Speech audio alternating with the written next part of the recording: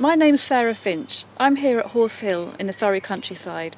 On this site, an oil company has been granted planning permission to drill 4 more oil wells. They've already got 2, and to produce oil for 20 years. That's oil that we don't need, that we can't afford to burn in a time of climate emergency.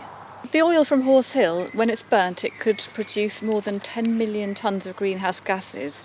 But that wasn't assessed during the planning process. When the developer carried out an environmental impact assessment, it didn't include those indirect emissions from the oil when it's burnt.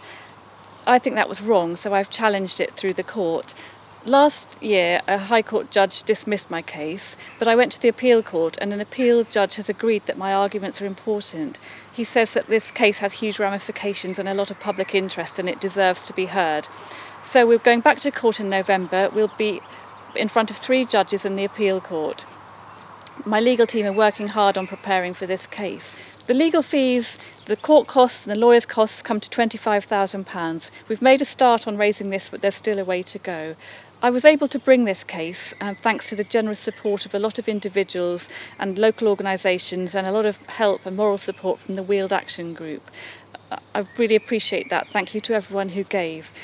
We've got a new target now. If this is important to you, if you can afford it, please give.